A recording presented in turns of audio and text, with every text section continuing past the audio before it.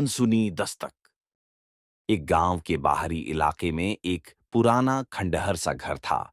कोई भी उस घर के पास नहीं जाता था, क्योंकि लोग कहते थे कि वहां अजीब घटनाएं होती हैं।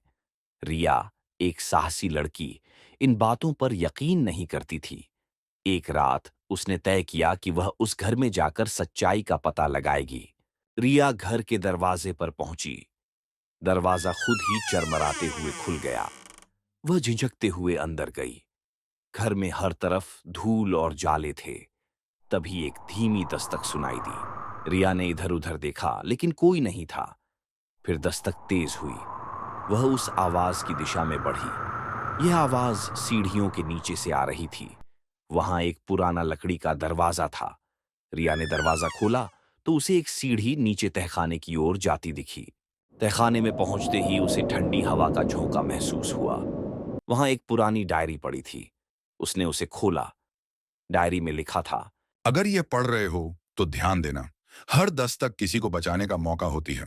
तभी फिर दस्तक सुनाई दी, इस बार तेज और भयावह। रिया को महसूस हुआ कि यह आवाज उसके ठीक पीछे से आ रही है। उसने डरते हुए पलटकर देखा। एक परछाई दीवार पर दौड़ती हुई गायब हो गई।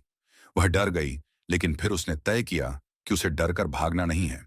रिया ने तहखाने में चारों तरफ देखा और एक पुरानी संदूक खोली।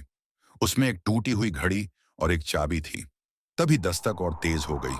उसने चाबी से पास के एक दरवाजे को खोला। दरवाजा खुला तो उसने देखा एक छोटा लड़का रस्सियों में बंधा हुआ था। लड़के ने कहा, मुझे बचाओ, वह वापस आ जाएगा। रिया ने लड़के को तुरंत आजाद किया और बाहर की ओर भागी। जब वे घर से बाहर निकले तो पुलिस पहले से वहां खड़ी थी। रिया को बाद में पता चला कि यह लड़का कई महीनों से लापता था और दस्तक उसे चेतावनी देने का तरीका थी। सीख, डर और रहस्य का सामना करने से सच्चाई सामने आती है।